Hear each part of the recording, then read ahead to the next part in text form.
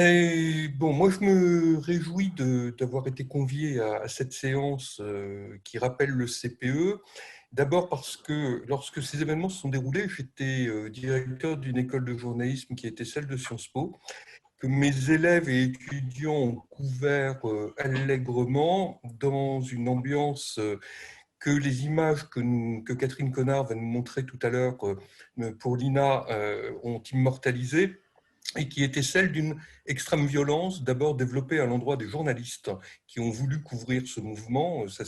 C'était la première fois depuis bien longtemps qu'ils se retrouvaient dans des manifestations publiques difficiles, avec des forces de l'ordre quelque peu nerveuses et des manifestants qui, eux aussi, ne respectaient pas forcément le droit à l'information. Or, de ce point de vue-là, je pense que le CPE marque un tournant aussi dans la façon dont les médias ont pu couvrir ces événements là. Alors, je me réjouis d'autant plus que Paolo Stubia, avec son livre Une victoire étudiante, remet sur le tapis une des grandes mobilisations étudiantes qui nous ont plutôt habitués, semble-t-il, à quelques défaites dans les décennies passées, et d'un type de mobilisation où, en tout cas, la possibilité d'un recul du gouvernement a très tôt été envisagée et a été conclue.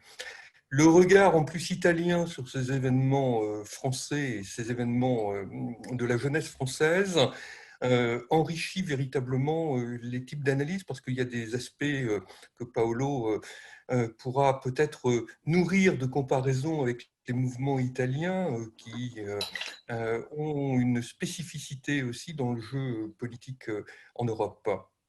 Je vais donc d'abord céder la parole à Catherine pour une présentation des fonds de l'INA et des spécificités d'ailleurs de ces images pour les chercheurs, avec les difficultés que nous pouvons avoir parfois, non pas à les consulter, puisqu'il y a des lieux de consultation qui sont faits à cela, prêts à cela, mais bien évidemment tous les droits de la propriété intellectuelle attachés aux images que peuvent posséder l'INA. Catherine, je vous cède la parole, vous pouvez allumer votre micro.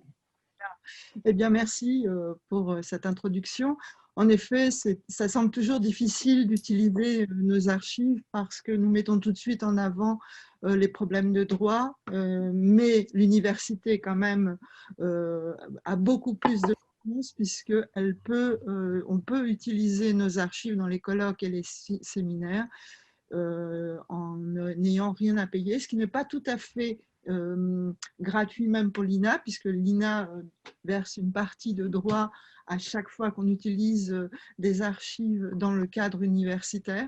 Je le souligne parce que ça explique aussi comment nous procédons et que nous sommes vraiment accompagnés par tous ces problèmes de droit et qui s'explique par tous les intérêts des producteurs, interprètes, etc., qui ont permis la création de ces documents.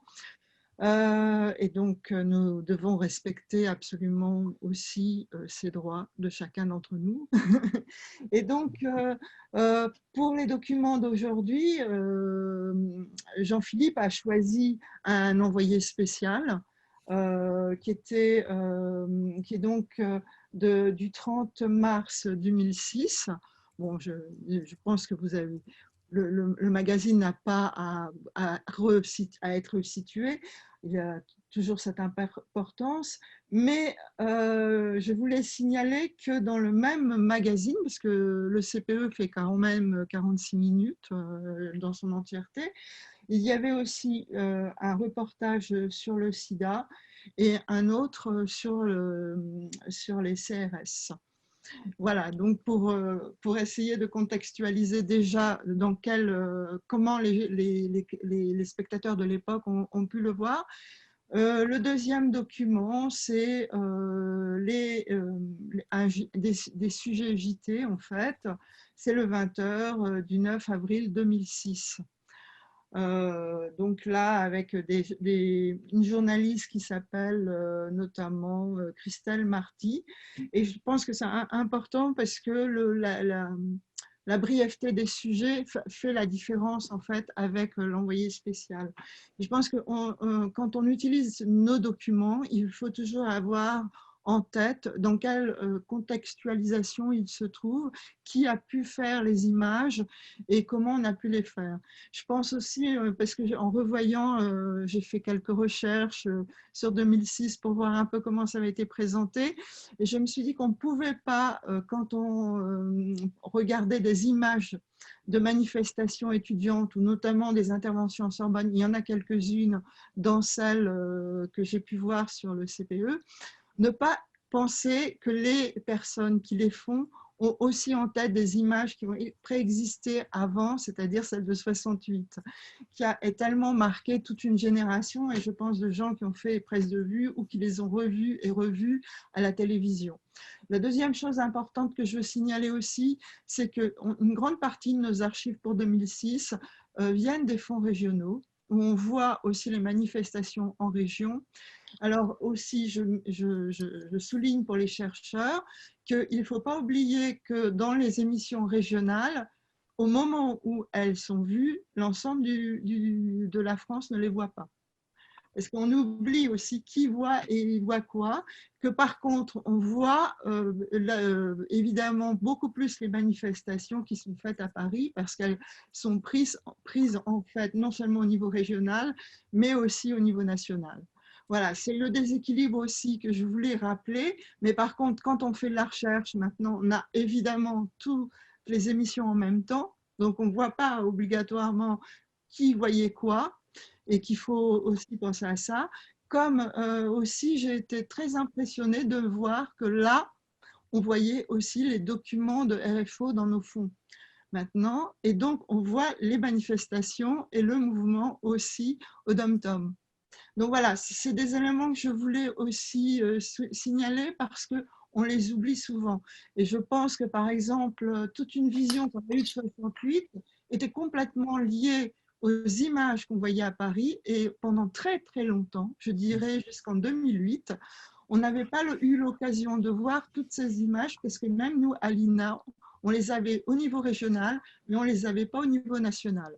Alors que maintenant, on a accès à tout le fonds régional, et donc quand un chercheur vient dans nos fonds, évidemment, il a tout le régional et national, mais aussi les journalistes, s'ils font des recherches au niveau national, vont tomber sur les fonds anciens régionaux.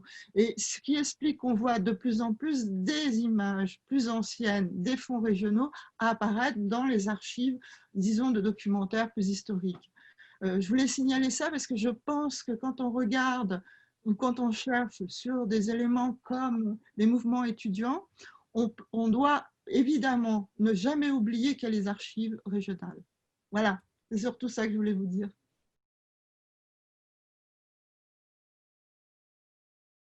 J'espère que vous avez remarqué les tenues des forces de l'ordre dans ces manifestations CPE qui, dans un certain nombre de cas, en tout cas les images retenues, étaient des images d'une police plutôt bon enfant, y compris à Toulouse. Ça nous change des images que nous connaissons depuis 2 ans, des multiples manifestations gilets jaunes jusqu'à aujourd'hui.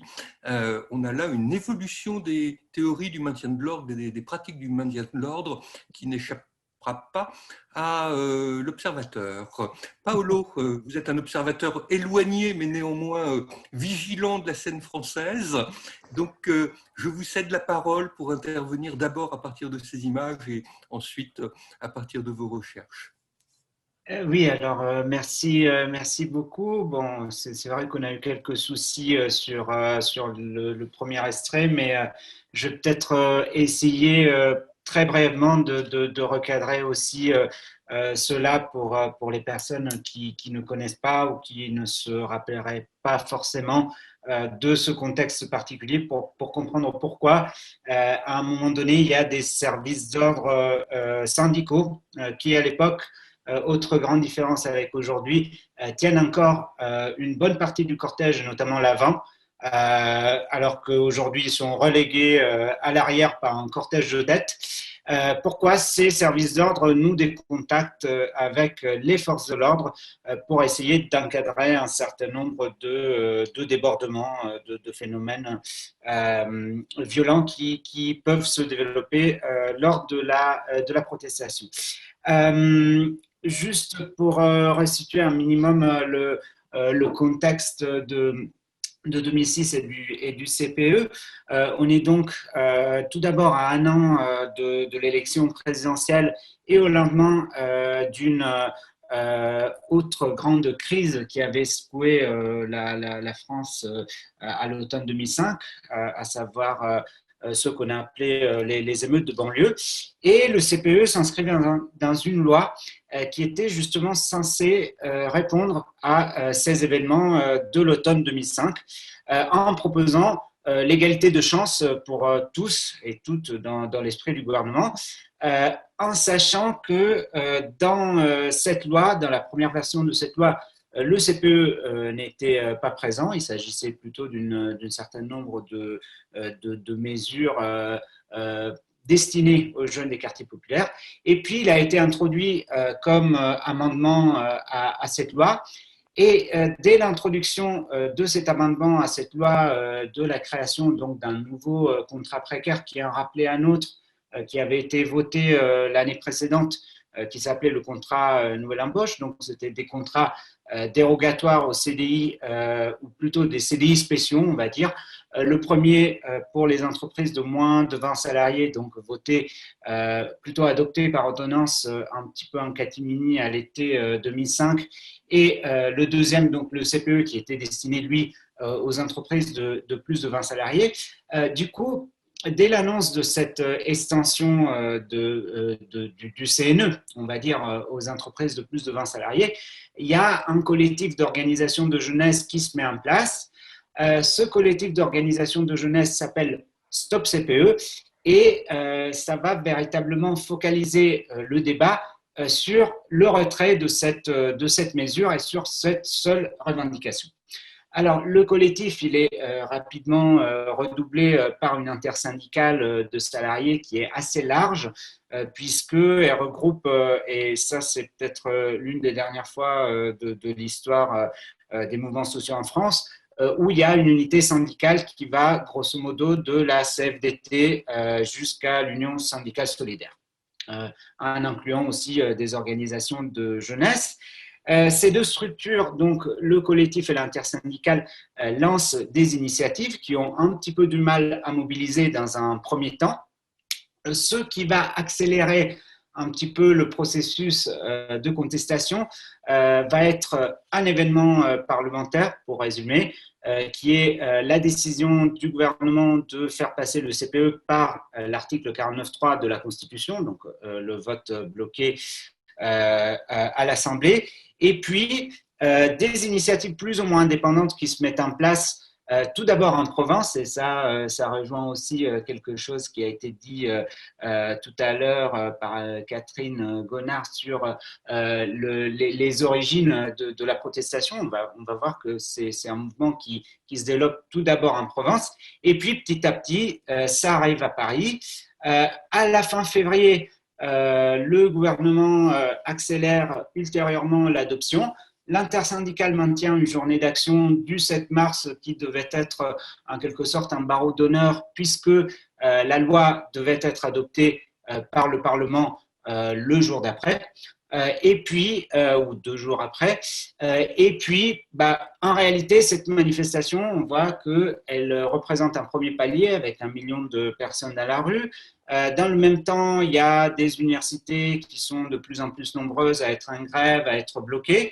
Et des divisions commencent à émerger jusque dans la majorité.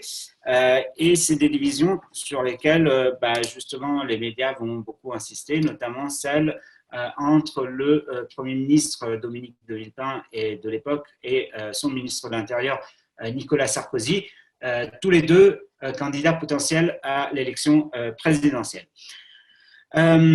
La contestation va encore franchir plusieurs seuils, que ce soit d'un point de vue numérique avec de plus en plus de personnes à la rue, que ce soit aussi dans les universités, dans le nombre d'universités bloquées et des lycées en même temps, puisque c'est un mouvement un petit peu atypique dans le sens où ce n'est pas seulement les étudiants, ce sont aussi les lycéens et c'est aussi le monde du travail. Hein. Ça, c'est aussi important de le prendre à l'esprit, même si les salariés ne vont participer que de manière plus ou moins ponctuelle, notamment lors des journées d'action nationale contre le CPE. Vers la mi-mars, il y a l'intersyndicale des salariés qui s'ouvre à la coordination nationale étudiante qui a été mise en place entre-temps par les étudiants mobilisés. Et ça aussi, c'est un événement qui est un petit peu atypique parce que ça inaugure une coopération, même si temporaire, mais entre cette structure qui est auto-organisée par les étudiants et les grandes centrales syndicales des salariés. Cette alliance temporaire fait en sorte que on rejette la proposition du Premier ministre à négocier des amendements sur le CPE qu'il a proposé. Du coup, dans le parti majoritaire de l'époque, l'UMP, il y a de plus en plus de divisions qui s'expriment. À la fin du mois, on cherche une sortie de crise lorsque Jacques Chirac, qui est alors président de la République, promulgue la loi sur l'égalité des chances qui contenait le CPE, tout en demandant de ne pas appliquer le contrat première embauche, ce qui je pense, est quelque chose qui est du moins très curieux et qui devrait être étudié par nos collègues juristes. Et puis, à la première semaine d'avril, alors qu'on continue d'avoir ces universités qui sont massivement en grève, on a jusqu'aux 3/4 des universités en grève et des manifestations qui vont voir rassembler 3 millions de personnes, jusqu'à 3 millions de personnes dans la rue, on trouve une sortie de crise en négociant le remplacement du contrat première embauche par une autre mesure qui, en tout cas, n'a rien à voir avec le CDI et le droit du travail. Du coup, cette mobilisation réussit à obtenir le retrait de cette mesure, ce qui fait dire à la plupart des mobilisés qu'il s'agit d'une victoire et même d'une victoire historique du mouvement social en France. Voilà, alors ça c'était pour restituer très rapidement le contexte.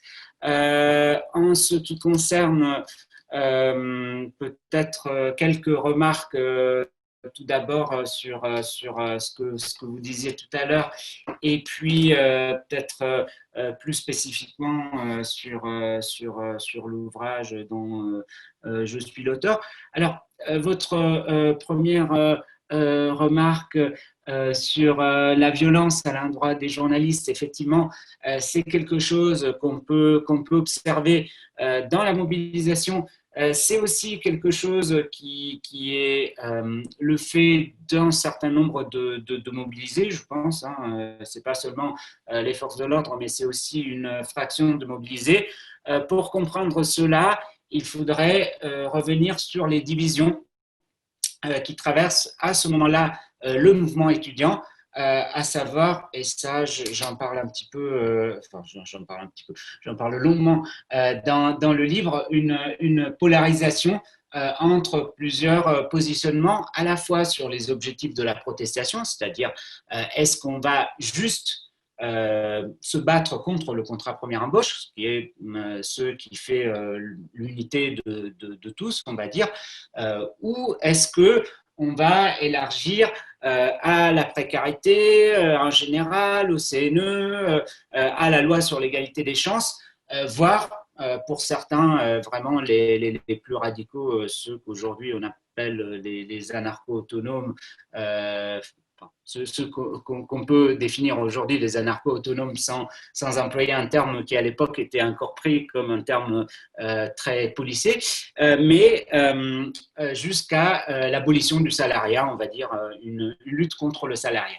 Et dans ces trois manières de se positionner, dans ces manières de se positionner sur les objectifs de la protestation, on peut voir trois grands pôles de positionnement étudiants qui se posent. Le premier, c'est un pôle, on va dire, des organisations les plus légitimes, les plus représentatives, telles l'UNEF, qui, elle voudrait rester sur le retrait du CPE et elle va composer avec l'auto-organisation du mouvement, c'est-à-dire qu'elle préférait plutôt que le mouvement, que les décisions se passent en intersyndical, mais quand même, elle accepte aussi, elle coexiste aussi un petit peu avec les coordinations nationales.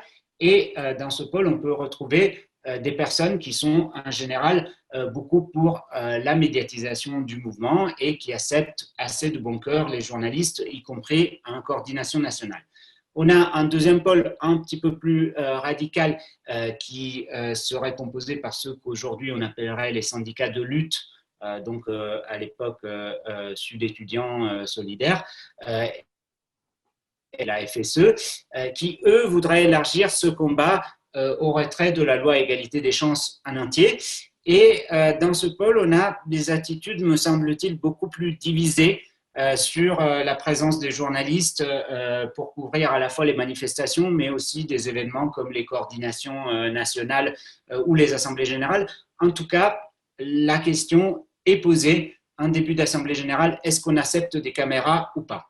Et puis, on a un troisième pôle, celui des autonomes, qu'on pourrait définir des autonomes, qui, eux, sont contre le mode d'organisation, non seulement en intersyndical, mais aussi en assemblée générale. Et eux, ils acceptent vraiment très mal la présence de faiseurs d'images ou de faiseurs de son, y compris amateurs.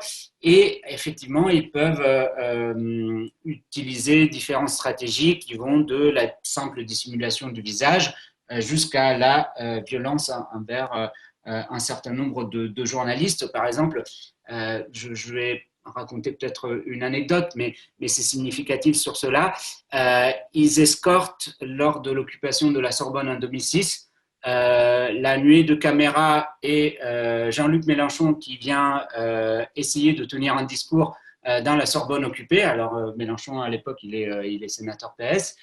Il l'escorte de manière assez virulente vers la sortie après l'avoir empêché de prendre la parole et avec lui les journalistes. Donc ça, c'était quelque chose pour réagir à votre première question, enfin à votre première remarque. Sur la question de la victoire que vous évoquiez aussi et de la comparaison, effectivement, c'est une question qui est clairement posée par le titre de l'ouvrage, puisque le titre de l'ouvrage comporte un point d'interrogation, c'est-à-dire une victoire étudiante, et ce point d'interrogation veut dire plusieurs choses. Est-ce que c'est une victoire étudiante? Est-ce que c'est une victoire ou pas d'abord, parce que les interprétations divergent, tant il y a des positions différentes dans l'espace de la mobilisation. Est-ce que c'est une victoire seulement des étudiants? Ça, c'est aussi une autre question qu'on peut poser.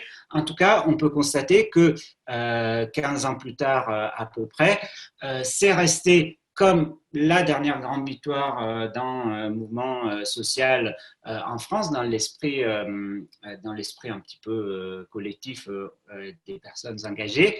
Il n'empêche que, et ça c'est quelque chose, ça fait aussi une entrée de discussion sur le livre, il n'empêche que c'est un mouvement qui est paradoxalement assez peu étudié. Alors, je ne le dis pas parce que je m'avançais comme un précurseur de quoi que ce soit. En tout cas, c'est assez impressionnant de voir qu'on a assez peu d'articles, de recherches, de livres sur ce mouvement en dehors de l'espace mobilisé lui-même, me semble-t-il.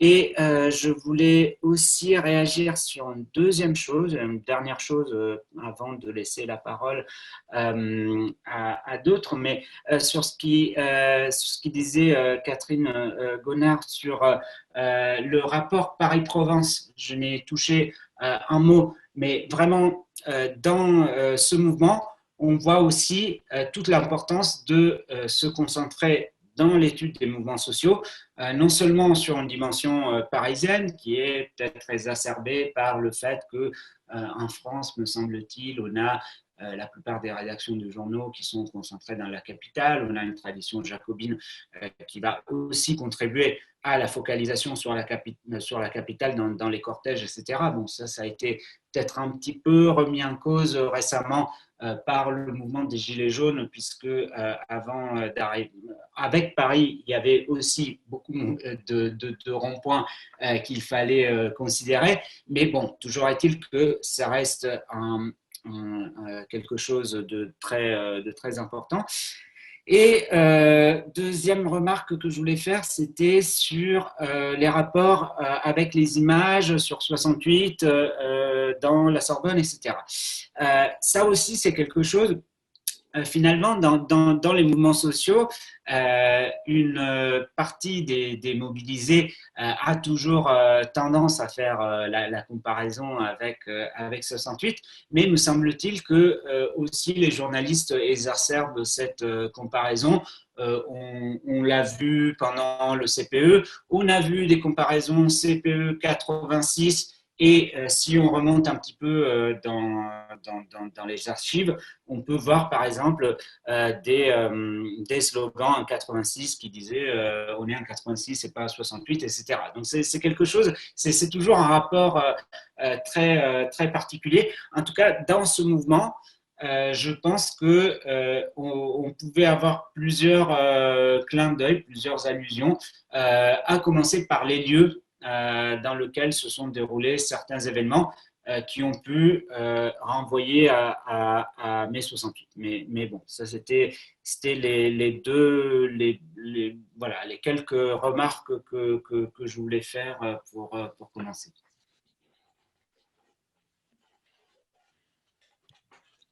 On n'entend pas. Merci Paolo pour le cadrage. Il y a un effet d'écho. Valérie Becquet, est-ce que vous voulez intervenir depuis votre position de collègue à Cergy que nous sommes, mais aussi depuis votre position de formateur, puisque vous enseignez à l'INSPE de Versailles? Il faut, Valérie, ouvrir votre micro. Votre micro est coupé.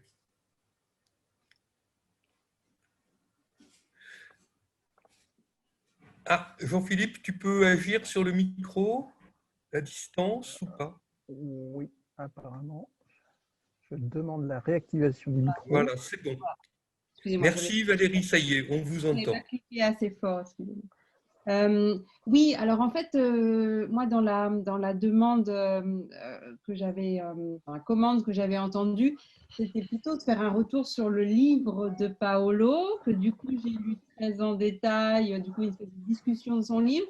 Du coup là, j'ai entendu Paolo revenir sur les éléments de contexte, mais peut-être à mon avis, pas tellement valoriser l'importance de sa recherche sur les tracts, parce que ça me paraissait un point important. Donc, est-ce que du coup, je présente ce que j'avais prévu? Comment je m'en sors, en fait, dans ces...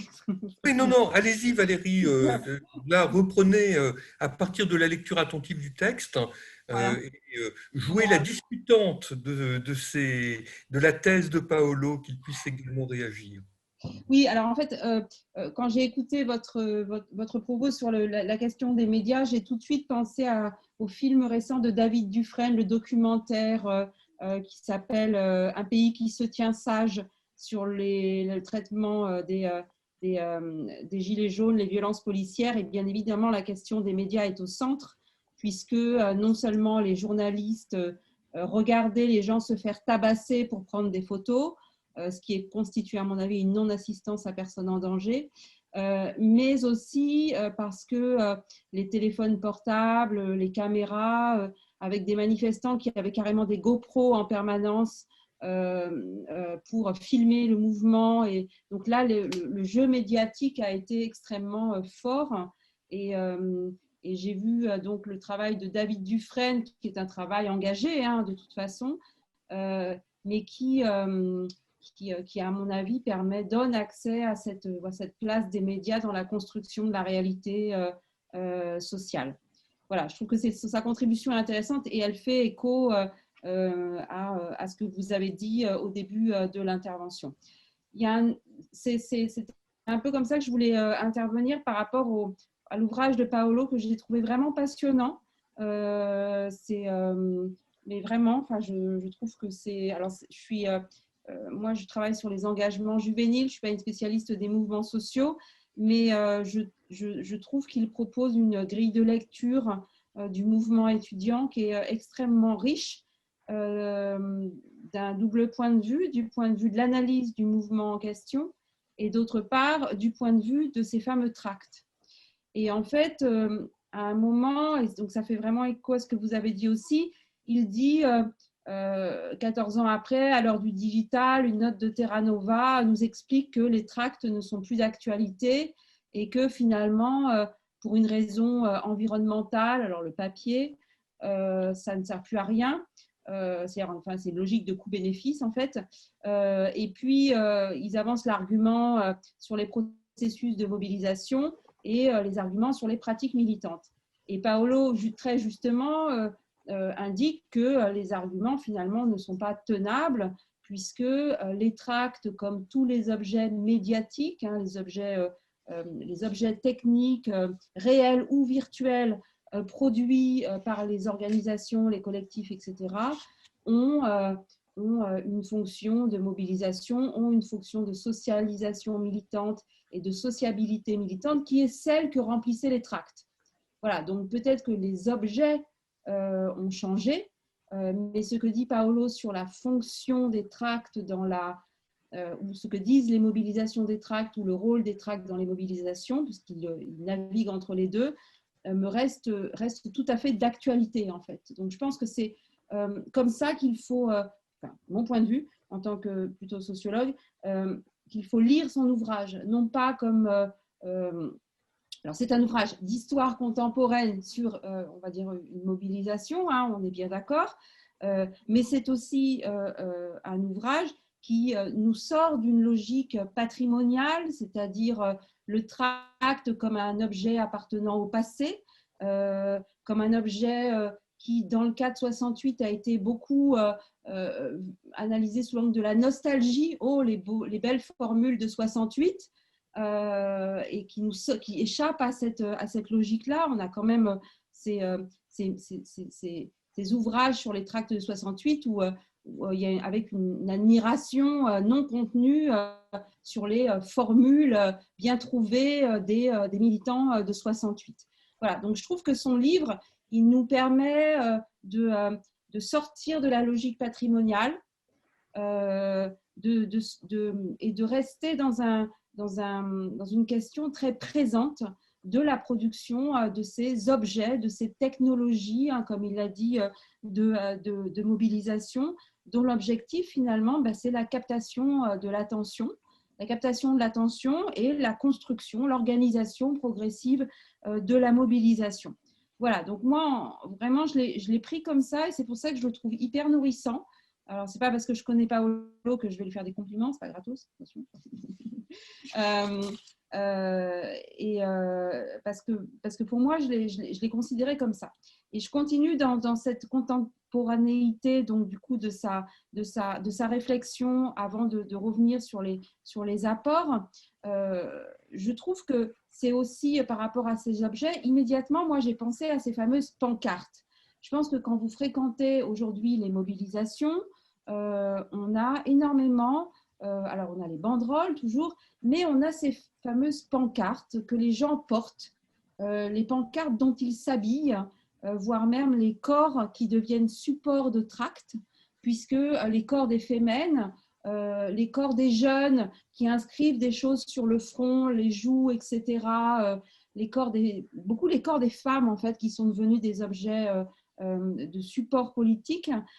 Et puis ces fameuses pancartes individuelles, je suis enseignant, je suis Samuel Paty, je suis Paris, qui sont là finalement des tracts aussi, mais pas construits par des organisations, finalement construits par des individus, mais qui, par l'addition, font des messages collectifs parce que le Je suis Paris, finalement, tout le monde l'a repris. Hein, donc, et je trouve que moi, ça m'a fait immédiatement penser à tout ça pour être dans la continuité en fait, de la réflexion sur ces supports, sur ces objets réels ou virtuels.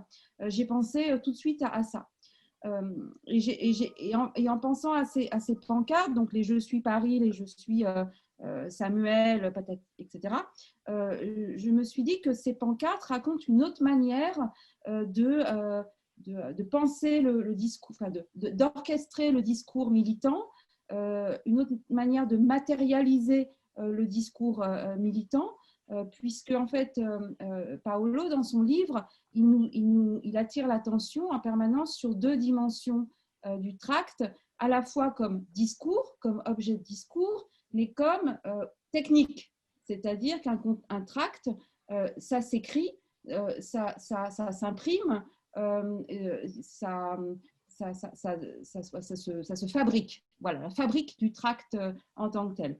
Voilà, donc tout ça, ça m'a fait penser à ces dimensions-là et je pense que son épilogue, qui ouvre des perspectives de recherche, je pense que son livre, s'il y a des personnes qui se mettent à ramasser les pancartes dans les mobilisations, va nourrir leur travail finalement de réflexion et d'analyse de cette construction des discours politiques enfin, des modes d'expression politique, on va dire, plus actuels. En revanche, là où j'ai un désaccord, enfin, je lui dis, hein, mais on pourra en reparler, c'est sur la question de la photographie. À un moment, il fait une phrase, mais moi qui fais de la photo, du coup, ça m'a sauté un peu comme ça, où il dit, finalement, les tracts, c'est un peu comme de la photographie, on construit le réel de la mobilisation. Or, la photographie n'est pas du tout prise par les gens qui construisent la mobilisation. Ils peuvent être pris ils peuvent être pris par des militants, mais la photographie est faite souvent par des journalistes, par des particuliers, donc on ne produit pas exactement le même type d'information. Et puis, la photographie a une vocation documentaire, mais elle a aussi une vocation esthétique. Donc là, on rentre dans un espace de production du réel qui est, à mon avis, assez différent du tract. C'était ma petite remarque sur la photographie, si je peux me permettre. Voilà, je peux continuer? Je continue à dérouler mon truc? Ouais, bon, d'accord, je continue. Donc ça, c'était, voilà, ça m'a, disons que du tract aux pancartes et tout ça, je pense que là, il y a une ligne, en fait, de réflexion encore sur ces objets. Vraiment, je trouve que Paolo apporte quelque chose. Je n'avais jamais lu de travaux de recherche sur les tracts, donc c'est peut-être aussi pour ça que je suis si enthousiaste, parce que voilà, ça m'a beaucoup inspirée. En même temps, il semble qu'il n'y ait pas tant de travaux de recherche qui utilisent les tracts comme corpus en fait, de travail. Si j'ai bien compris ce que tu disais, Paolo, mais tu pourras finalement compléter ce que j'ai dit, enfin, cette remarque-là. Le deuxième élément, quand j'ai lu l'ouvrage de Paolo, ce qui m'a beaucoup intéressée, et là je pense que ça intéresse la question des archives, c'est une question que vous traitez de manière plus souvent que moi, ou différemment que moi en tant que sociologue, c'est la question de la méthodologie.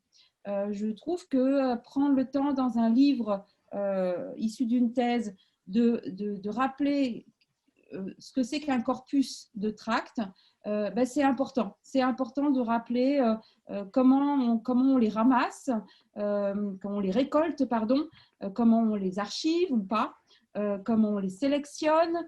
Et je pense que ce point, et comment on les analyse, c'est-à-dire la lexicométrie, d'une part, où les mots, hein, donc ils sont pas, enfin, il y a juste quelques tableaux dans son livre, mais on voit que c'est un travail intéressant. Et puis la fameuse analyse de contenu, où là, effectivement, les tracts pour les personnes qui sont en information communication ou en linguistique, en termes de réflexion sur les formules, c'est vraiment quelque chose, c'est du pain béni, quoi. C'est-à-dire qu'on peut aussi les travailler de ce point de vue-là. Du coup, j'ai été assez sensible à sa référence à Michel de Certeau, qui est un historien que j'aime énormément, sur cette question finalement, les sources ne sont jamais neutres. Et effectivement, en choisissant des tracts plutôt que d'autres, eh bien, finalement, on contribue à cette écriture de l'histoire et c'est finalement tout à fait vrai. Voilà, donc ça c'était sur la méthodologie et en fait après je ne vais pas refaire la présentation de son livre, mais je voudrais dire qu'en fait, qu'à travers ces tracts et en fait, son livre, il est structuré autour de deux dynamiques. Il y a deux vraiment dynamiques. Un travail de périodisation à travers, je mets périodisation parce qu'en fait, c'est pas simplement une chronologie du mouvement qu'il nous propose. Il y a 4 chapitres, 4 moments, 4 périodes. Alors, des périodes qui ont leur légitimité propre parce qu'il y a des critères de distinction. Hein, c'est un peu, voilà, il me semble que pour moi, une période, vous corrigerez les historiens, c'est un objet c'est un moment, une séquence qui se distingue par un certain nombre de caractéristiques précises, repérables et qu'il est possible d'énoncer. Donc, je trouve qu'il y a un travail de périodisation du mouvement. Et ce qui est intéressant, c'est que de manière croisée, il y a un travail aussi autour des tracts en disant qu'à chaque période, ou en tout cas, je ne sais pas comment il faut le formuler, mais eux aussi, les tracts, ils évoluent. C'est-à-dire, il y a 4 grands moments d'écriture de la mobilisation, d'usage du tract, de contenu, et que c'est vrai que la lecture des tracts, l'analyse des tracts, permet de raconter finalement la dynamique de la mobilisation. Et c'est très clair, c'est-à-dire qu'on a vraiment 4 périodes, 4 dynamiques, ça se croise extrêmement bien, ça fait système, moi je veux dire ça parle énormément et du coup, ça ce sera le dernier point pour ne pas être trop longue. Je trouve qu'au final, dans ce travail tract, périodique, chronologie du mouvement, je pense que c'est difficile de publier un ouvrage sur un mouvement sans revenir à la chronologie du mouvement, hein, c'est peut-être le piège de l'édition, mais du coup, il nous donne une grille de lecture, c'est-à-dire il y a un travail permanent de catégorisation, de typologie, de précision, d'organisation, de rangement des informations qui nous permet en fait de voir une grille se dessiner, une grille d'analyse de ce mouvement. D'une part, une grille qui est utile pour les mouvements d'aujourd'hui, vraiment. Une grille par ce qu'on pourrait dire les acteurs. Hein, il a reparlé tout à l'heure des héritiers, des radicaux et des autonomes. Donc, il se base sur la grille de Sébastien Michon qu'il a enrichi avec cette 3e catégorie qui sont les autonomes, auquel s'ajoute cette grille d'acteurs qui est ensuite enrichie par des outsiders, les lycéens, les salariés qui pointent leur nez à partir d'un certain moment.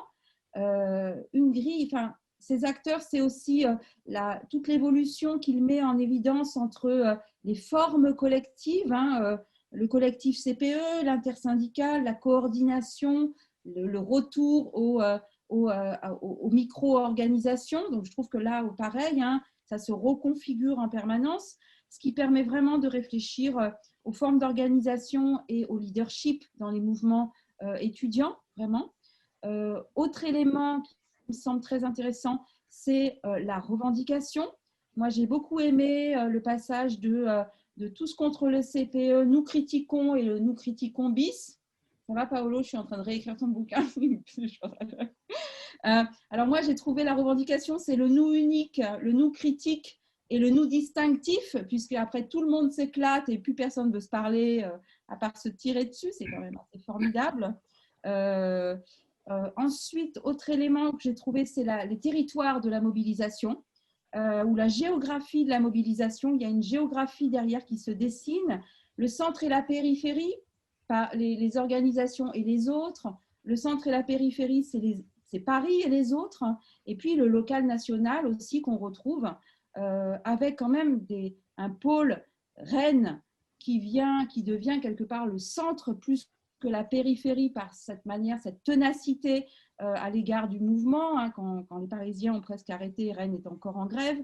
Donc je trouve qu'il y a une géographie de la mobilisation qui est passionnante. Et ensuite, une temporalité. Voilà, la temporalité, c'est-à-dire le démarrage, l'entre-deux, la crise, la fin, où à chaque fois, il se passe quelque chose. Et cette temporalité, elle est, à mon avis, intéressante, puisque les mouvements étudiants peuvent durer longtemps. Et analyser cette temporalité me semble particulièrement intéressante. Et puis, bien sûr, la décalage entre temporalité du mouvement, du politique et du gouvernement, enfin ça, ou de l'Assemblée nationale, je ne sais plus les trois temporalités qu'il met en évidence.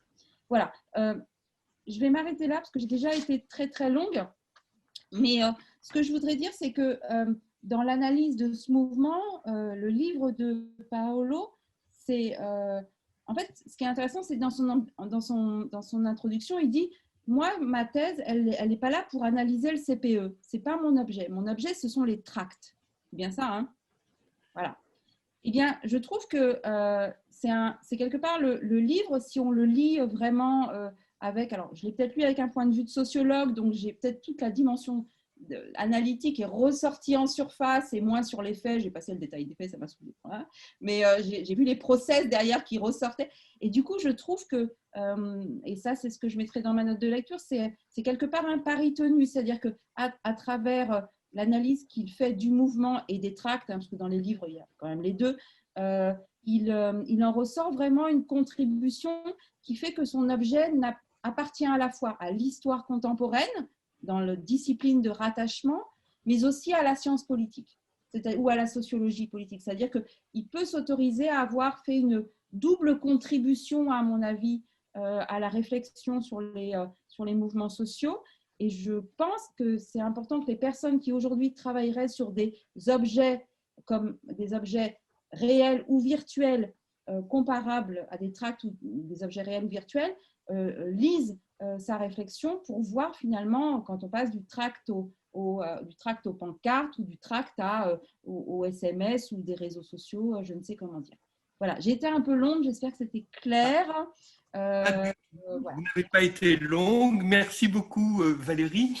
Beaucoup de choses dans les points que vous soulevez, sur lesquels Paolo va réagir. D'abord, autour des éphémères, hein, le mot qu'on utilise désormais en histoire pour catégoriser ce type de documents que sont les tracts et dont la vie n'est que le temps d'une manifestation et après le temps du travail des documentalistes de la BDIC qui ramassent tout cela depuis maintenant pratiquement 50 ans et grâce auxquels nous avons des sources qui sont constituées, mais Paolo a été plus loin que ça. Deuxième élément de point de action témoignage, bon, il y avait la photo de la Corrèze derrière moi, mais vous avez évoqué Rennes et la place de Rennes, où j'étais étudiant lors des grandes mobilisations de 80-81. Vous avez une véritable mythologie de cette grande mobilisation qui s'est transmise de façon générationnelle à l'intérieur de l'Université de Rennes et où un certain nombre de mes collègues étaient étudiants avec moi et ne sont pas pour rien dans la transmission des savoir-faire de la mobilisation de l'Université de Rennes 2. Il y a là quelques éléments de l'historien et du sociologue qui jouent un rôle dans le transfert des compétences et dans l'entretien d'une forme de mobilisation. Je ferme le côté témoignage qui est le mien pour revenir à Paolo Stupia et l'entendre d'abord donc sur les sources de son travail, sources originales dont il a tiré le meilleur. Oui, merci beaucoup et merci aussi Valérie pour ces remarques tout à fait élogieuses dont tu m'as fait l'honneur. Alors, moi, du coup, sur la commande, j'avais plutôt compris qu'il s'agissait de discuter les médias et la mobilisation. Du coup, j'avais fait vraiment comme une espèce de com, mais bon, je vais peut-être la réutiliser à d'autres endroits hein, pour un article ou quelque chose sur les rapports entre les médias et le mouvement, etc. Du coup, je m'étais moins préparé sur le livre lui-même, mais bon. Mais effectivement, il y a beaucoup de points d'attache, puisque tout d'abord, et voilà, ça se rattache aussi à cette toute dernière question.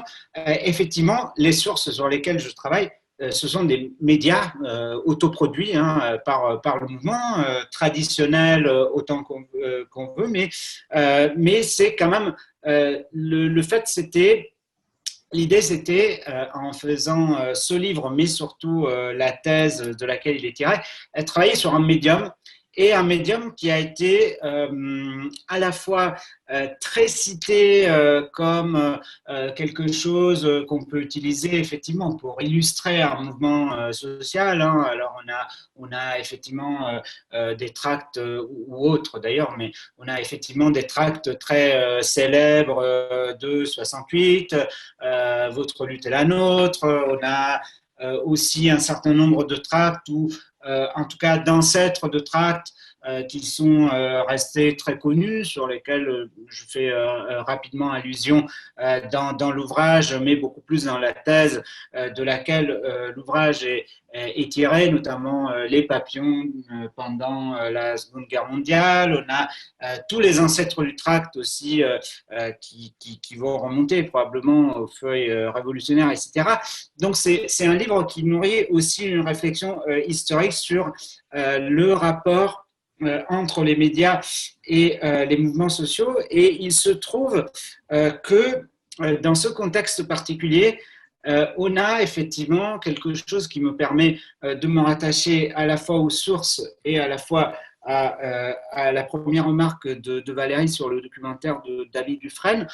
On est dans un moment de transition, dans le sens que cela soit au niveau matériel, c'est-à-dire le fait de posséder un smartphone qui prend des photos ou des petites caméras, etc.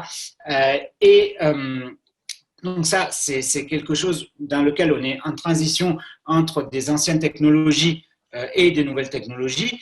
Et puis, on est en transition entre le tout papier, on va dire, du passé un petit peu, et le tout numérique. Dans le mouvement anti-CPE, me semble-t-il, il y a aussi quelque chose d'intéressant, c'est-à-dire que, et ça comme ça, je vais utiliser un petit peu ce que j'avais préparé dans ma propre commande, mais c'est-à-dire, on a un des derniers mouvements dans lequel il est encore possible de contrôler l'image et la prise d'image. C'est-à-dire qu'aujourd'hui, et on l'a bien vu dans les mouvements étudiants, que ce soit en 2016 ou en 2018-2019, il est tout à fait impensable de dire ne filmez pas une assemblée générale, ne prenez pas de photos, etc., puisque tout simplement tout le monde a ce type d'outils, et on a en plus les réseaux sociaux qui permettent une immédiateté de l'information. Alors qu'en 2006, on a encore une partie d'appareils argentiques ou numériques, en tout cas la plupart des portables ne permettent pas encore de prendre des photos ou pas de bonne qualité, et on a une partie des personnes qui contestent aussi cette immédiateté de l'information, cette transmission rapide, etc. Et on a plutôt encore un monde dans lequel on met un petit peu de temps, et les tracts, ce sont des moyens pour mettre peut-être le moins de temps possible, mais pour diffuser l'information. Donc ça, c'était une des choses. Alors, pour revenir un petit peu sur mes sources et sur le contexte de l'ouvrage, donc l'ouvrage, il a été rapidement évoqué, mais il est tiré d'une thèse de sciences politiques dans laquelle je n'entendais pas faire une théorie du tract, mais bien j'entendais articuler justement cette question du tract du mouvement d'un point de vue un petit peu particulier, puisque ma thèse en sciences politiques avait comme sous-titre les tracts du mouvement anti-CPE de 2006, sociologie d'une technologie militante. Et qu'est-ce que j'entendais par ce sous-titre? J'entendais tout d'abord dépasser le statut d'illustration dont j'ai parlé tout à l'heure avec les tracts, c'est-à-dire que je posais une double question. Que nous disent les tracts d'une mobilisation, en l'occurrence de la mobilisation ainsi de CPE, mais aussi que nous dit cette mobilisation sur les tracts qui sont fabriqués et distribués en son sein. Et là, je rejoins un petit peu le discours de Valérie sur la matérialité. Ensuite, j'ai interrogé aussi une pratique militante, le tractage, qui, comme aussi Valérie l'a souligné, est de plus en plus contesté, puisque c'est quelque chose qui est non seulement, il apparaît comme étant un petit peu désuet, etc. Au fond, pourquoi aujourd'hui on continuerait d'aller dans le froid distribuer des tracts alors que c'est bien plus commode de rester derrière un clavier d'ordinateur. Mais me semble-t-il que c'est une pratique qui a été aussi assez scientifiquement délégitimée, c'est-à-dire que les sociologues des mouvements sociaux notamment ont toujours eu tendance à interroger des pratiques militantes beaucoup plus, on va dire, attrayantes, puisque plus radicales peut-être, les occupations, la grève, le blocage, etc. Et très peu au final de ce qui fait le quotidien des militants, à la fois dans les mouvements sociaux, peut-être surtout dans les mouvements sociaux, mais aussi en amont et en dehors des mouvements sociaux, hein, c'est-à-dire le fait d'aller distribuer un tract, etc. Et dans le cadre de ma thèse, le mouvement anti-CPE était un petit peu pris comme plutôt un terrain d'exploration, puisqu'il mettait en évidence, me semblait-il, qu'il répondait à un certain nombre de caractéristiques qui en faisaient un mouvement intéressant à étudier du point de vue du tract. Or, dans le livre qui a été tiré de la thèse, j'ai plutôt porté effectivement l'autre dimension au premier plan, à savoir, je n'oublie pas la question que nous dit la mobilisation sur les tracts, mais j'explore surtout la question que nous disent les tracts sur la mobilisation, d'où effectivement ce double travail un petit peu que tu as mis en évidence, à la fois de périodisation et sur l'évolution des tracts et plutôt du discours de tracts. Alors, juste sur les sources, très rapidement, j'ai constitué un corpus du coup de travail d'environ 400 tracts, de 400 tracts, en partant d'environ 1200 tracts que j'ai retrouvés un petit peu à droite à gauche. C'est un corpus de travail, effectivement, dont j'explique les origines, puisqu'il me paraissait important de voir pourquoi, par exemple, j'ai sélectionné certains tracts par rapport à d'autres. Et, par exemple, c'est quelque chose aussi sur lequel on pourrait s'interroger sur, par exemple, pourquoi exclure les doublons qu'on peut retrouver dans plusieurs archives, etc. Bon, ça, alors qu'il pourrait effectivement s'agir, si j'ai 10 copies du même tract dans 10 archives différentes, il pourrait peut-être s'agir des tracts les plus distribués. Bon, tout ça, ce sont des questions que j'affronte dans le bouquin. Et puis, dans la thèse comme dans le livre, je fais coexister plusieurs méthodes, effectivement, d'analyse des tracts. C'est-à-dire que je vais non seulement interroger ces textes à travers l'analyse de discours ou la lexicométrie, mais aussi je vais essayer de m'appuyer sur d'autres sources, notamment ethnographiques, avec des observations de la manière dont on rédige, dont on fabrique ces tracts, pour comprendre pourquoi, à un moment donné, on a un certain discours qui émerge et pas un autre. Comment se fait-il que dans certains tracts, par exemple, Valérie parlait tout à l'heure des phrases restées célèbres, comment aussi ces phrases restées célèbres, chaque mot d'un tract peut être aussi l'objet, la résultante d'une bataille symbolique ou du moins d'une discussion entre des participants à un mode de rédaction plutôt qu'un autre, et aussi quelles sont les différentes possibilités qui s'offrent aux personnes qui se saisissent de ces objets, puisque me semble-t-il que Dans les tracts, aujourd'hui, on peut retrouver des tracts tout à fait prêts à l'emploi sur Internet, faits par le niveau national des grandes organisations qu'on a plus qu'imprimés chez nous, etc.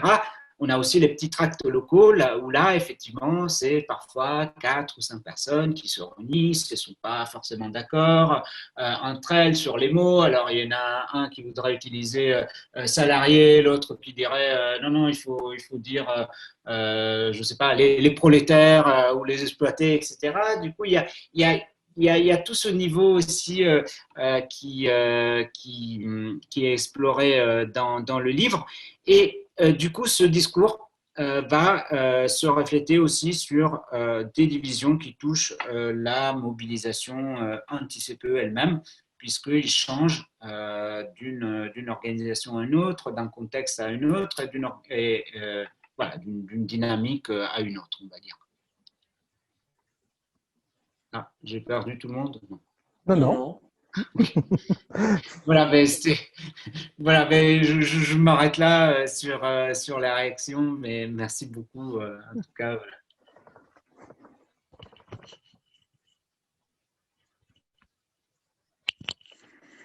Donc oui, je ne sais pas si peut-être que Jean-Claude est indisposé à un moment, mais si vous avez des réactions, des remarques, que ça soit sur le fond, sur la forme, sur les sources, sur les problématiques de ce travail important sur le mouvement anti-CPE, c'est maintenant que vous pouvez vous exprimer. Je ne sais pas si je vois des mains.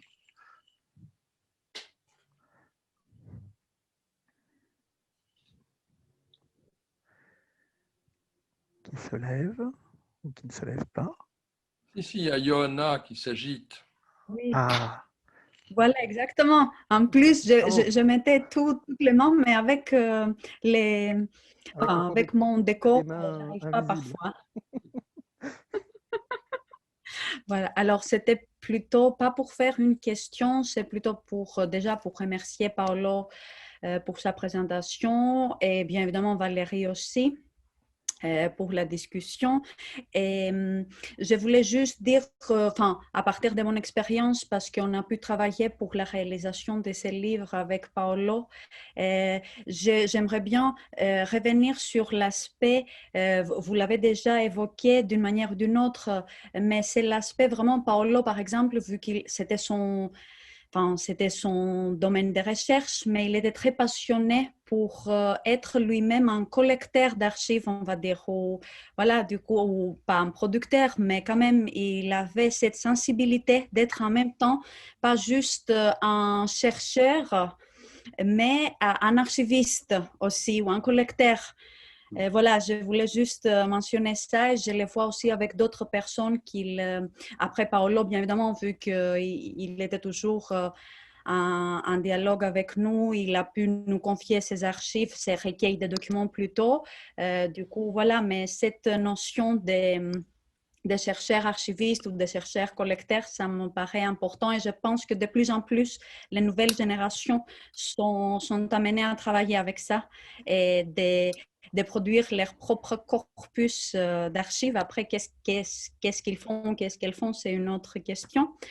Ça, c'était pour les chercheurs archivistes. Et deuxièmement, en ce qui concerne les corps politiques et surtout les corps des femmes qu'elles se montrent, c'est elles surtout qu'elles ont commencé à montrer ces corps politiques. Il y a pas mal, je l'ai dit pour Valérie, mais peut-être qu'elle est déjà au courant, il y a pas mal de questions et de nouvelles recherches sur justement ces corps politiques et comment on utilise notre corps, qu'il n'est pas juste un corps intime, mais un corps aussi, voilà, un corps politique, comme on dit. Voilà, c'était juste pour faire cette remarque. Et je laisse la parole à d'autres personnes d'intervenir sur ces mouvements victorieux.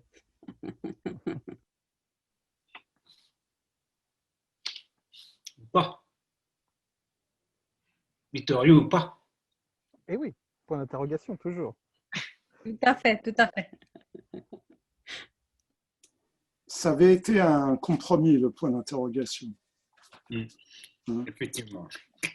Donc, c'est vrai, le titre initial, il n'y avait pas victoire, il n'y avait pas de, bon, c'était traduit dans le mouvement CPE, mais c'est vrai que, bon, ça avait été tout de même vécu. Alors ça, c'est le décalage entre ce que peut vivre un mouvement et puis qu'est-ce qu'il devient après. Je prends un autre exemple sur le terrain social, c'est la grève des mineurs qui échoue dans ses revendications, qui se termine mal, mais qui est resté dans les mémoires ouvrières, dans les légendes ouvrières, comme l'échec de la réquisition de Gaulle, qui était bon. Donc et là, c'est vrai que ça permet de rendre compte, et je crois que finalement, c'est une bonne discussion, un point d'interrogation. Il permet bien le débat. Voilà. C'était pour rappeler cela. Et deuxièmement, ce qu'il y a de bien avec l'éditeur, c'est que c'est une thèse. Pas facile d'éditer une thèse qui trouve un lectorat, mais c'est vrai que la pratique qu'on a souvent, puisqu'on s'adresse à la fois à un public plus scientifique et puis dans les cas qu'on fait, et puis à un public, on essaie un public plus large, c'est quand il s'agit de thèse qu'on met plutôt ce qui est en général dans la première partie d'une thèse ou d'un mémoire, les méthodologies, on va la mettre plutôt à la fin, ce qui permet effectivement de ne pas effrayer le lecteur moyen, à lui permettre de rentrer dedans et effectivement à la fin de pouvoir, de ne pas hésiter, une fois qu'il a été satisfait, de pouvoir rentrer, mais en fait, comment il a fabriqué, où elle a fabriqué ça. Voilà. Donc c'est... La parole à Paolo et Valérie. Attends, j'ai le micro, oui. Oui. Oui. Eh bien, merci. Alors, du coup, pour la question de l'archive, bon, je raconte un petit peu, et c'est peut-être aussi pour ça que j'ai mis un petit peu la méthodologie aussi plutôt au début cette fois-ci, mais pour la question de l'archive, je raconte un petit peu comment effectivement je me trouve face à des archives constituées et puis comment aussi c'est une mobilisation à laquelle j'ai quand même pris part avant tout, sous une double casquette, on va dire, en tant que sociologue faisant ses premières armes.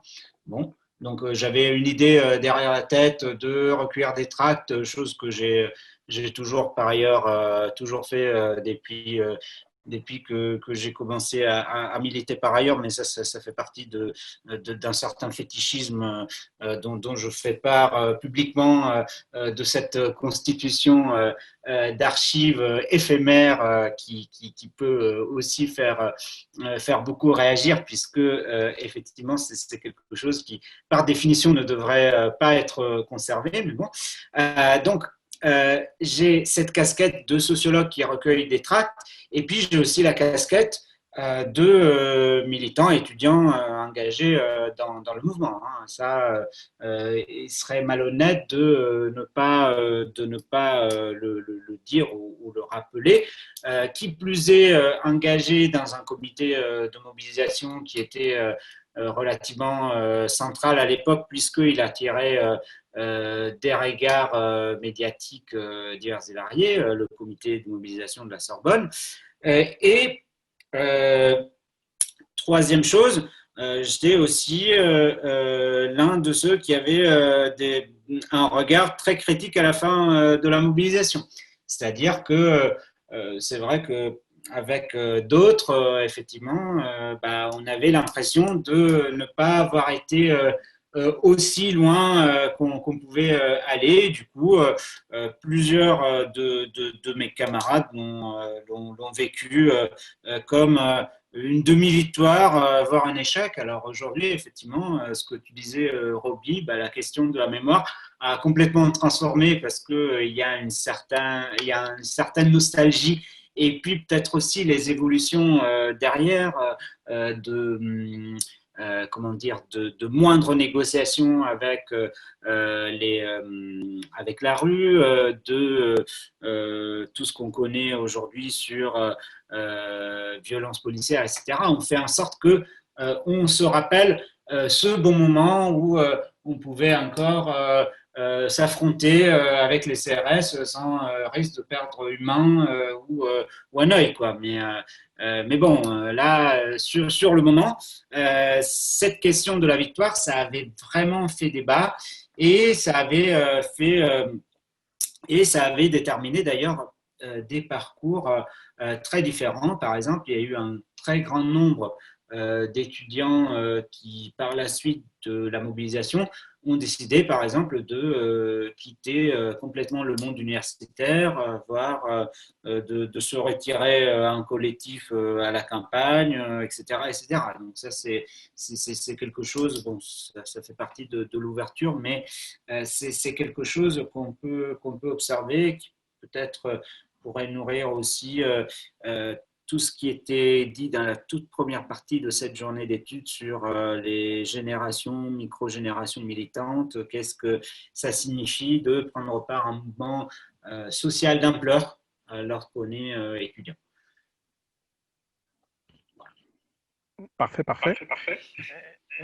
Du coup, est-ce que Valérie voulait rebondir sur ce que disait Johanna sur les corps politiques et est-ce que Jean-Claude voudra dire un mot de conclusion? Moi, je ne travaille pas directement sur, c'est vrai, sur les mouvements sociaux, hein, comme je l'ai dit au départ. Donc là, ça a plus, je dirais que ça a plus fait écho à des choses que j'observe de loin sans nécessairement les étudier. Donc c'est pour ça que pour moi, c'était, c'est-à-dire qu'on a vraiment tendance, en fait, c'est Paolo qui induit cette réflexion, c'est-à-dire il dit dans son livre, oui, les tracts, est-ce que finalement c'est un objet désuet, on ne les utilise plus, mais je vais quand même publier un livre là-dessus. Donc c'est un peu lui qui, je sais pas, il se tire une balle dans le pied, je sais pas pourquoi, mais je sais pas, c'est une manière de s'excuser finalement d'avoir fait quelque chose.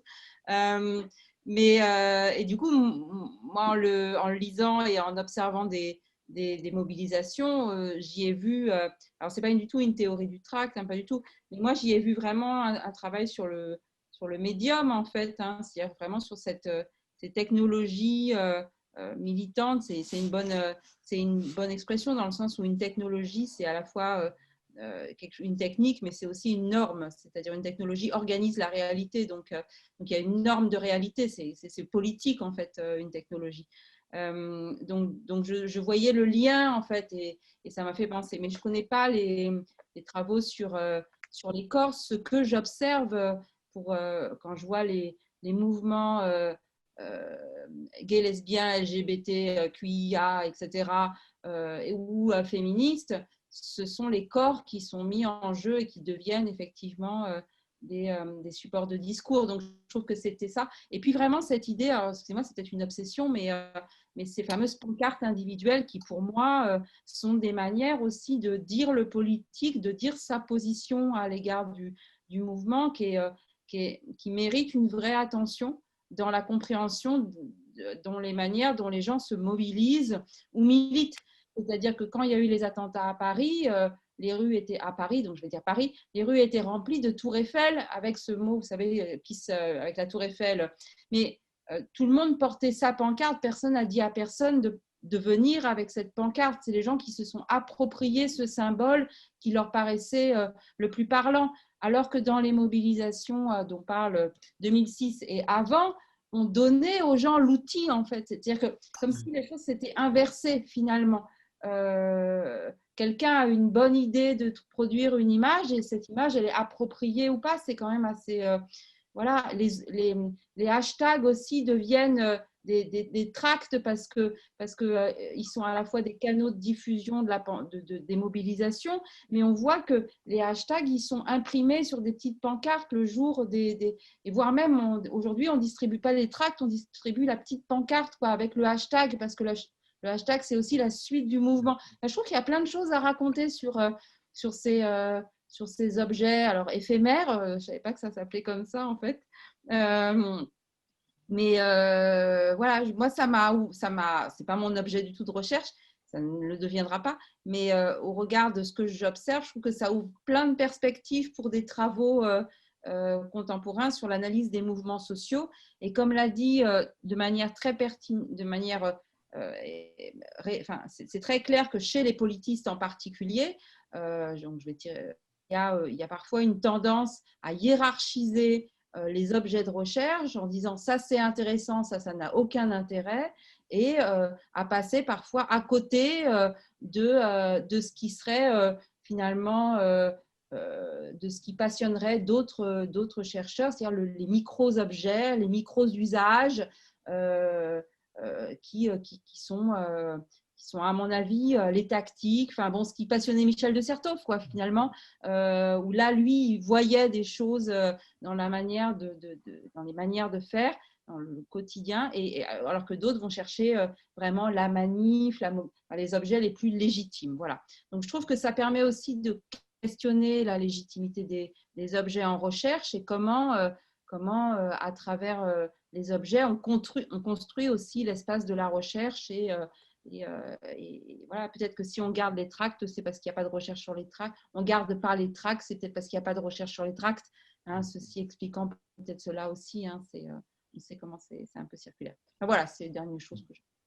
Merci Valérie. Moi, j'ai une question pour Paolo qui a trait, puisque vous étiez à l'intérieur d'un des comités à la Sorbonne, c'est à la fois le témoignage et le témoin et le politiste que j'interroge. Qu'en était-il en termes d'organisation de ce mouvement, dans les 3 catégories que vous avez repérées, les 3 types d'acteurs que vous avez repérés, et leur relation avec la presse et les médias? Est-ce que c'était quelque chose de structuré, de totalement improvisé? Est-ce qu'il y avait une véritable politique de communication mise en œuvre par ces acteurs, et comment ça se passait? Et oui, alors, du coup, sur l'organisation interne au comité de mobilisation locaux, mais c'était en partie la même chose à un échelon un petit peu plus haut, c'est-à-dire à l'échelon régional, au niveau de la coordination avec d'autres dénominations, mais il y avait une répartition ensuite des rôles entre les personnes qui faisaient partie d'un comité de mobilisation. C'est-à-dire que pour avoir une idée de base, il y a, et pour schématiser énormément, puisque tout ce que je veux vous dire, ça concerne beaucoup le comité de mobilisation dont je faisais partie, mais ça varie énormément au niveau local. Mais à la base, après une assemblée générale, toute personne mobilisée peut faire partie d'un comité de mobilisation qui est quelque chose qui se réunit plutôt sur base volontaire. Et dans le comité de mobilisation se mettent en place différentes commissions. Alors, dans les commissions, on a souvent 2 commissions qui sont plutôt chargées, 3 commissions plutôt, qui sont plutôt chargées de se faire le relais avec l'extérieur. On a une commission presse bien souvent, mais la commission presse peut varier d'une université à l'autre. C'est-à-dire qu'à la Sorbonne, on a une commission presse dans laquelle on a à un moment donné des personnes qui ont un véritable carnet d'adresses avec des journalistes, et puis c'est très variable au fil de la mobilisation. Dans d'autres endroits, la commission presse va, elle, plutôt s'occuper de tout ce qui est la médiatisation de la mobilisation elle-même. Par exemple, aussi préparer les fameuses tables de presse, chose qui aujourd'hui encore a un petit peu disparu, me semble-t-il, dans les derniers mouvements, mais des fameuses tables dans lesquelles on trouve à la fois la presse gratuite du jour et puis un panneau derrière avec des articles publiés sur la loi elle-même, sur la mobilisation au niveau local, etc. Donc, on a l'existence de cette commission. On a des commissions qui vont, elles, s'occuper plutôt de la médiatisation interne, de la stratégie un petit peu autonome du mouvement, notamment les commissions de tract. Donc, on a des commissions qui sont dédiées spécifiquement au tract, mais ça peut recouper aussi la commission animation, donc la commission animation qui va s'occuper, elle, justement, selon les endroits, mais des actions et puis de la préparation des banderoles, de la préparation de pancartes, etc. Et on a une dernière commission dans les comités de mobilisation qui est la commission analyse. Alors, dans cette commission analyse, il peut y avoir à la fois des personnes qui vont simplement analyser la loi, par exemple d'un point de vue juridique, et dans d'autres commissions analyse, notamment à la Sorbonne, on a aussi des personnes qui vont dresser une analyse assez critique de la présentation médiatique de la mobilisation. Donc, on peut avoir ce double sens de la commission analyse. Quant à l'investissement de ces différentes commissions, il est très variable, là encore selon les endroits. Schématiquement, on pourrait plutôt dire que quand même la commission presse, elle est beaucoup investie par les personnes qui sont plutôt proches de ces organisations plus légitimes, ce que j'ai pu appeler peut-être d'une manière, bon, à la suite de Sébastien Michon, les héritiers. Donc, et dans cette commission, on tient vraiment les rapports avec la presse. Et puis, dans les commissions, les autres commissions, en général, on a un petit peu tout. On peut avoir, sachant qu'on peut avoir aussi, comme je disais, des degrés de critique plus ou moins différents par rapport aux médias. Aussi, quel est le média qui nous interroge? Et puis, quel est le degré de contrôle qu'on a aussi, quel est le feedback au final sur l'information. C'est-à-dire que, juste pour terminer sur 2 petits épisodes, le deuxième jour d'occupation de la Sorbonne en 2006, et ça je peux en témoigner directement puisque j'étais dedans, il y a une grande partie des étudiants qui quittent la Sorbonne pour partir sur une manifestation sur les Champs-Élysées. Le rectorat de Paris ouvre à ce moment-là la Sorbonne qui était fermée à toute autre personne extérieure aux journalistes, et on se retrouve pratiquement avec plus de journalistes que de personnes occupant l'établissement, et dans lequel on a des prises de photos, etc. Et ça crée un très grand débat, puisque en gros l'idée c'est aussi celle de délégitimer un petit peu l'occupation en faisant voir que c'est finalement 3 pèlerins ou un petit peu plus qui prennent part à ces choses. Donc ça, c'était un épisode sur lequel on n'a pas pu réagir par rapport à la presse. En revanche, il y a eu des véritables discussions au sein du comité de mobilisation sur accepter ou pas des journalistes, et je peux juste dire 2 choses. En général, il y a eu les caméras qui ont été autorisées, par exemple, à prendre des images au début de l'Assemblée générale, en faisant sortir celles et ceux qui ne voulaient pas être filmés, mais pas à y assister. En revanche, on a pu y avoir des personnes, et je pense notamment à un archiviste qui à l'époque travaillait à la mairie de Paris, qui faisait du son de la mobilisation, qui lui, il a été autorisé à rester, à recueillir la parole de toutes les assemblées générales, mais puisque c'était un ancien militant autonome de 86 qui faisait cela en complément de son travail et par passion archivistique, et il a, il me semble, reversé un grand fonds de ses archives sonores, je crois, à l'EHESS. Mais cette personne était la seule autorisée à tendre le micro, alors que les journalistes, bien souvent, ils ne l'étaient pas. Et puis, bon, ça dépendait de l'AG, ça dépendait de l'attention, ça dépendait du lieu, parce que la Sorbonne, elle a été un petit peu expulsée de ses propres lieux pendant un mois. Du coup, le comité de mobilisation se déplaçait, les AG se déplaçaient d'une université parisienne à une autre. Voilà, c'était comme ça, grosso modo. Ça, c'est ce que je peux témoigner. Après, pour témoignage beaucoup plus personnel, j'ai reçu, je crois, un journaliste de Europe 1 à la maison pour regarder à la télévision l'intervention de Villepin qui s'est très très bien comporté. Après, j'avais donné 2-3 entretiens à d'autres qui ont coupé complètement le sens de mes propos. Mais enfin bon, voilà. Ça, c'était un témoignage très personnel sur ça. De l'expérience de la déontologie des journalistes. Je pense qu'on en a trouvé à un moment ou un autre les frais d'une façon ou d'une autre. Y a-t-il d'autres interventions, d'autres réactions à ce qui a été dit par Valérie tout à l'heure, par Paolo d'autre part, ou des pistes à soulever? Non, non, ça va être le temps des conclusions. Alors, pour le temps des conclusions, Jean-Philippe, je crois que la parole te revient, me semble-t-il. Oui, c'est juste pour la redonner à Robbie Morder, président du GERM, et Johanna Casapi, coprésidente de la Cité des mémoires étudiantes, mais je ne sais pas lequel des deux commence. Dès que je commence, Robin, et après Oui, tu... oui, oui.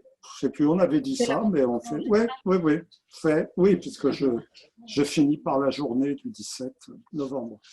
Oui, oui. Oui, voilà, du coup, voilà, tu fais Vas-y, vas-y. la topo historique aussi. Alors, bah, je vais être très, très vite. C'est juste quelques mots de remerciements, en fait. Et du coup, je tiens vraiment à remercier vous toutes déjà pour votre attention et votre présence à cette demi-journée Archives, Recherche et Mémoire étudiante. Merci encore au laboratoire Emma pour son accueil et notamment à Valérie Tellier, Sigolène Coussiex, Valérie Becquet et Jean-Claude Lescure, bien évidemment, d'avoir discuté avec nous sur nos problématiques et nos pistes de réflexion sur des interventions précédentes. Grand merci également à Lina, ici représentée par Catherine Gonard, avec qui nous sommes en coopération depuis quelques années. Et donc, nous profitons de ces libres accès occasionnels. Dans le cadre du GIS Engagement étudiant, on va en tout cas poursuivre nos échanges avec les anciens et anciennes militants et militantes, ainsi qu'avec l'EMA, pour pouvoir justement développer ces projets de formation et transmission de ces mémoires estudiantines. Projet qui est actuellement en germination, ou plutôt, pour faire un jeu de mots, en germation, ou si vous préférez, en germaction. Voilà. Très belle soirée à vous toutes et merci pour votre patience. Bien, bah écoute, merci Johanna. Donc, c'est effectivement transmettre et travailler. Hein. Vous avez vu notre texte pour transmettre la mémoire et travailler l'histoire, mais il n'y a pas de transmission sans travail et pas de travail sans transmission. Et comme nous sommes aujourd'hui le 17 novembre, que nous sommes les 80 ans du congrès mondial des étudiants qui s'est tenu à Prague, que je vais vous montrer en photo et en images, parce que c'est à la fois de la recherche et de l'archive, et il me permet de faire le lien entre justement ce travail d'histoire, de recherche, de mémoire, mais aussi de sociologie politique, d'anthropologie. Vous le verrez au travers des images. Donc, je ne sais pas, Jean-Philippe, si j'ai le partage d'écran. Oui, oui, tu peux. D'accord.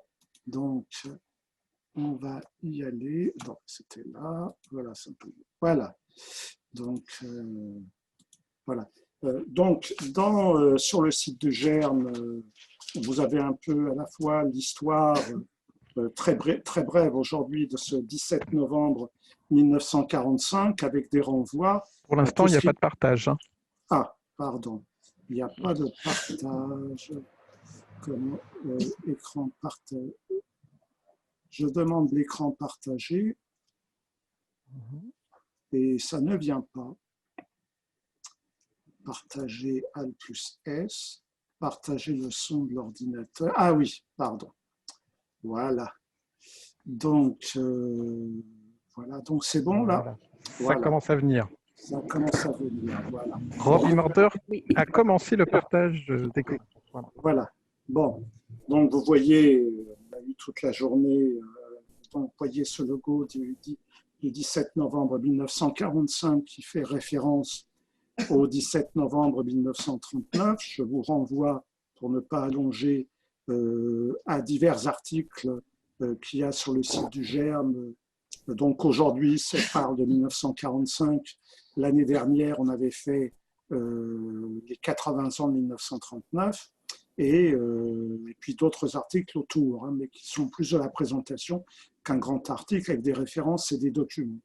Alors, nous avons affaire à un acteur, Tom Madden, donc, qui est étudiant britannique pendant la guerre, membre de National Union of Students, et donc qui va se rendre de la conférence mondiale de la jeunesse qui se tient à Londres de la fin octobre jusqu'au 10 novembre 1945, qui se rend en train, comme beaucoup d'autres, avec 150 personnes qui viennent de Londres et qui vont rejoindre la Tchécoslovaquie, Prague, à l'invitation de l'Union des étudiants tchèques, hein, qui organise le 17 novembre 1945 un grand rassemblement, un congrès international qui se tient au Lucerna Hall avec 600 personnes présentes, donc, y compris des officiels. Donc, le congrès va travailler dans la faculté de philosophie. Et puis en commission, il y a une manifestation de la jeunesse à Prague en 1945 qui accueille ce congrès. Hein. Prague a beaucoup souffert pendant la guerre. Plusieurs dirigeants étudiants ont été fusillés en 1939 et c'est pour ça qu'à partir de 1941, le 17 novembre, est décrété Journée internationale des étudiants. Donc, ce n'est pas en 1945, c'est en 1941 que c'est décidé à Londres. Voilà.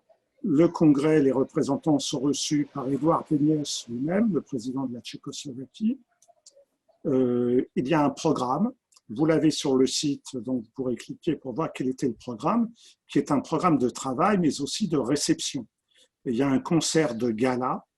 Donc, nous avons ici en plusieurs langues, hein, en français, en anglais, en russe et en tchèque. Et le congrès décide de convoquer une réunion pour constituer une union internationale des étudiants. Donc, nous avons ici la résolution le journal du congrès et la résolution finale, voilà, que vous avez aussi sur le site. Donc là, s'ensuit, ce qui est intéressant dans cette photo, c'est qu'on a la photo par ailleurs, mais ça, c'est une photo qui est annotée par Tom Madden lui-même, qui nous décrit, qui fait son travail de transmission, qui nous dit qui est sur la photo. Donc, vous voyez ici Pierre Rostini, Louis Lenné, Tom Madden lui-même, jeune, Yosha Groman, le tchèque. Lui, si je ne me trompe, c'est Tamara Hershkova, également une tchèque. Et lui, je crois que c'est Mishka Peshla, qui est un russe, malgré son nom, ou alors il s'est trompé de nom. Voilà, nous avons le comité qui prépare la réunion de 1946.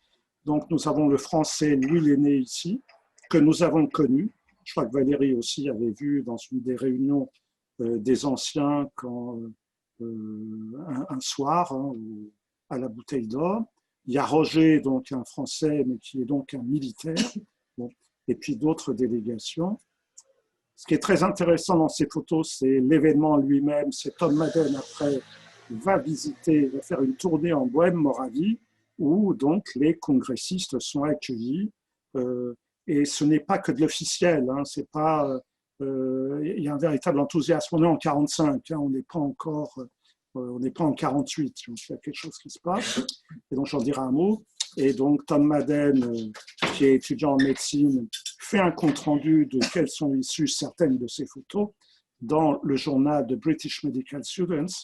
Et enfin, en 1946, il fait une conférence après la création de l'Union internationale des étudiants. Voilà. Alors, ce qui est intéressant au travers de ce témoignage, des documents qu'il donne et des discussions que nous avons eues, c'est que ça permet effectivement de nuancer énormément, disons, une analyse qui pourrait être Prague a été choisie parce que c'est les soviétiques qui dominent. Or, Prague en 1945, on n'est pas encore dans le rideau de fer. Et en plus, normalement, le siège des organisations internationales qui devait être Paris, et qu'il est pour la FMJD, pour la Fédération syndicale mondiale, qui migreront plus tard à Prague. Si Prague est choisie alors que Paris avait été pressenti, c'est que les Français n'en veulent pas, parce qu'ils ne peuvent pas. Et je donnerai la parole donc à un témoin qui était à Prague en 1945, qui a présidé le comité préparatoire international, qui s'appelle Pierre Rostini, hein, et donc ça dure 2 minutes, voilà. Bon, je comprends. Alors après, donc, dès que cela a été possible, on a décidé de faire le congrès à Prague et on a choisi la date du 17 novembre 1945. Donc, réunis à Prague, tous les représentants de toutes les organisations étudiantes, et y compris les Américains cette fois. Et on a créé un comité préparatoire international des étudiants, comité préparatoire international. On l'a appelé comité préparatoire international parce que ce comité devait préparer une nouvelle organisation d'étudiants. You understand? Oui, you serve on the IPC. Est-ce que vous étiez participant de ce Oui, moi j'étais participant et j'ai été élu président de ce comité international. I was president or chairman of the chairman or president of this and Tom was the general secretary. Le comité préparatoire a été fixé à Prague. The headquarters of this preparatory committee was set in Prague. Explique pourquoi pas à Paris, alors qu'au début il était prévu que c'était à Paris. Non, oui.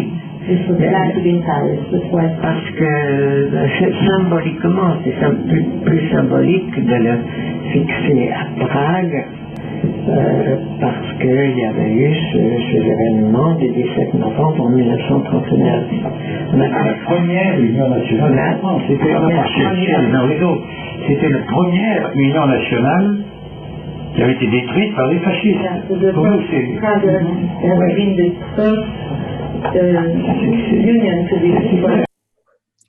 Voilà, donc c'était, vous avez vu à la fin Paul Boucher. Alors le témoignage et l'histoire ne concordent pas parce qu'en réalité, Rostini le dit entre nous, hors caméra. Il dit en fait, l'UNEF ne se sentait pas assez forte pour accueillir, mais il ne voulait pas le dire devant la caméra puisqu'il prend le côté, il positive la chose en disant on a choisi parce que c'était le symbole, alors qu'un des grands éléments qui pèse, c'est qu'on ne peut pas assurer. Il pensait qu'il ne pouvait pas assurer. Donc écoutez, merci à toutes et tous, là au nom du GERM, hein, puisque les deux jambes archives et recherche vont ensemble, avec les témoins, avec les observateurs, pour produire de la connaissance et produire de la citoyenneté, puisque ça va aussi de pair. Et si nous devons être objectifs, au sens où prendre les choses comme des objets, les analyser comme des objets, notre but, c'est effectivement d'améliorer la situation humaine, et c'est-à-dire qu'on n'est pas tout à fait neutre du point de vue du projet, mais insister sur l'importance du travail qui est fait en la matière.